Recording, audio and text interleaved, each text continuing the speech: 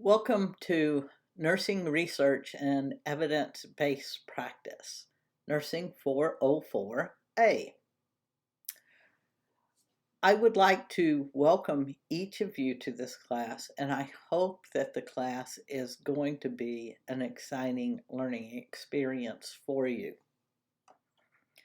I want to take the time to go over in general the class. Now, this does not mean that you do not need to read the syllabus. You need to read it in detail. But for right now, I want to give you a brief overview and a little introduction to me as your instructor. I'm highly committed to ensuring a learning environment that is exciting, rigorous, and empowers you to actively pursue learning and research. As an instructor of nurses, both novice and experts, it is my responsibility to introduce you to the art and the science of nursing and help you to embrace the joy we share in nursing. It is also my responsibility to foster in you a sense of duty to those we care for that must sometimes outweigh self-interest. The duty must include a desire to create new knowledge, find more effective ways to practice, advance policy, and use existing evidence in the provision of care. As with any art or science, nursing requires a passion for creating new knowledge, because without passion, the skills and knowledge alone will not sustain us when there are too many patients and too few nurses and not enough resources. If you review your syllabus, you will see that there is a course description, a goal for the course, and the objectives. This course is all about research and how we apply that research to practice for currently practicing nurses. Our goal is to gain an understanding and appreciation for the importance of nursing research in improving patient well-being through quality nursing care. We have 5 objectives that you should reach by the end of the semester. You should be able to describe the components of the research process, demonstrate the ability to assess, utilize, and apply various information resources available in healthcare literature, including electronic journals, the World Wide Web, national databases, and other library resources. Discuss development of the ethical code of conduct for research and its relationship to the basic rights of research participants. Apply principles of the research process to critical appraisal of nursing research literature. And describe the integration of evidence into nursing practice to improve outcomes. In this course, you will be using one primary textbook. The textbook is Nursing Research, Methods and Critical Appraisal for Evidence-Based Practice. There are 2 recommended books that are not required. One is the study guide that goes with nursing research, which personally I do not think is that helpful, but you can get it if you want it. But the other one is the APA guide that basically it's a style guide. It tells you how to put things in APA format, how to write in APA format. A lot of nursing courses require APA format, and it is something that you should learn during your nursing career. Once you've learned one format, it's easy enough to learn to shift to another. Now it would take a little bit of time to review with you the graded work. And in this course, remember that when I say graded, it's the percentage of your grade it counts. But for the most part, this is about doing the assignments at a level that it meets expectations. The first thing you will do, obviously, is review and acknowledge that you reviewed the syllabus. There are no points assigned to that, but then you do city training. And for city training, I specifically want you to do the section on behavioral research investigators, the basic course. You will log into the city training, and when you do log into the city training, it will let you register, and you register with the University of New Mexico, and registration is free. You do not need continuing education credits, so this should not cost you anything. When you finish, you print the certificate and you upload the certificate, and that is 5% of your grade. The next thing is the discussion boards.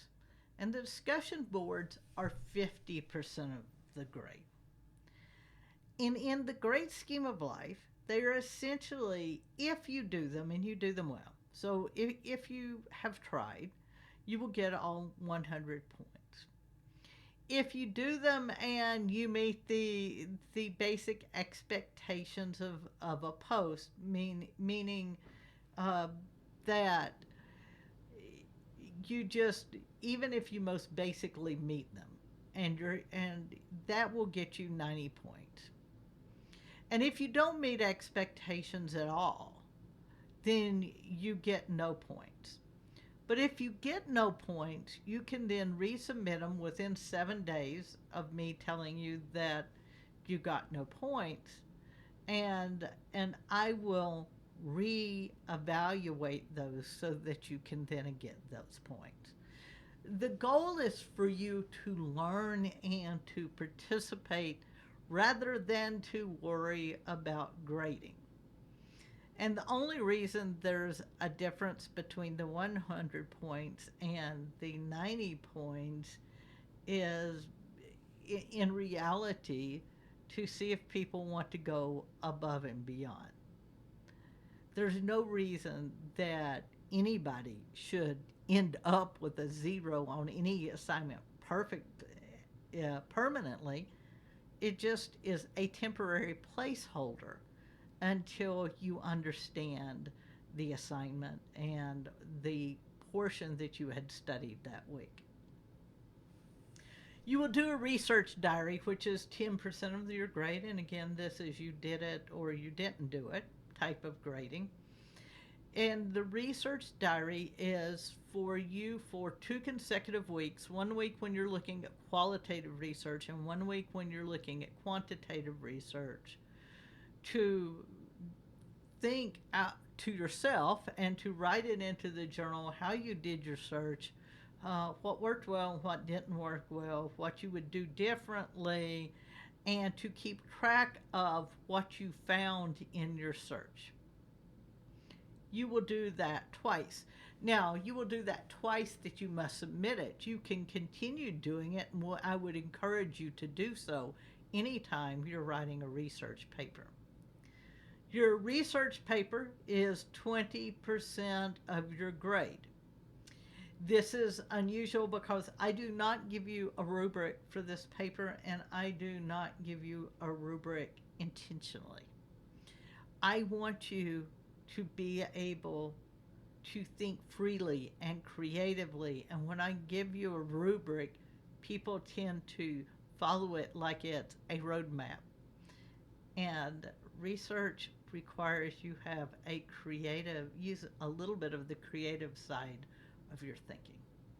There's a presentation that is 10% of your grade that is specifically related to the research paper. And then your self-evaluation is 5% of your grade. And remember, at the beginning of the semester, one of the things you're going to do is you're going to write your own goals and objectives and how you're going to evaluate yourself. And at the end of the semester, I'm going to expect you to turn in that evaluation, and that evaluation will be 5% of your grade.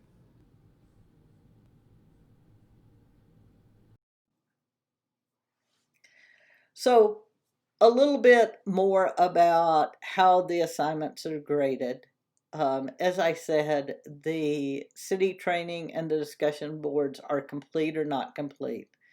And if you get not complete, it means that you didn't demonstrate mastery, and I'm going to ask you to go back and do it again so that it will be complete.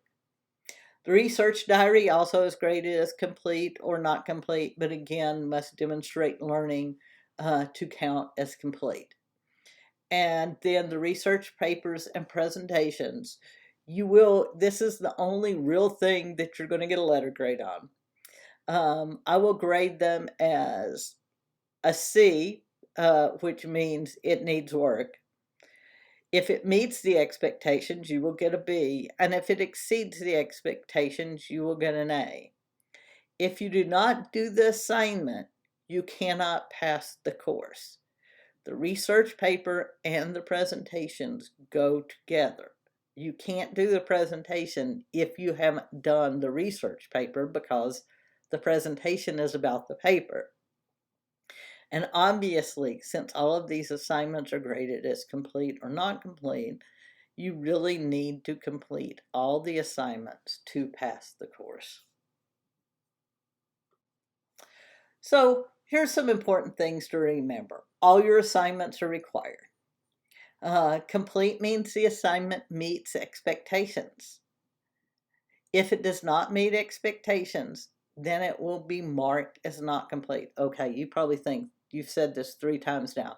It's really important. If I mark it as not complete, you will get 1 week to resubmit for full credit. In other words, I'm not going to take any points away. It's still going to be whatever percentage of your grade it was. You're just going to be doing it a second time because the first time did not show that you had mastered the content. This is a rubric-free course. I want you to engage your creative mind and not just check a box. Research requires you to create new knowledge.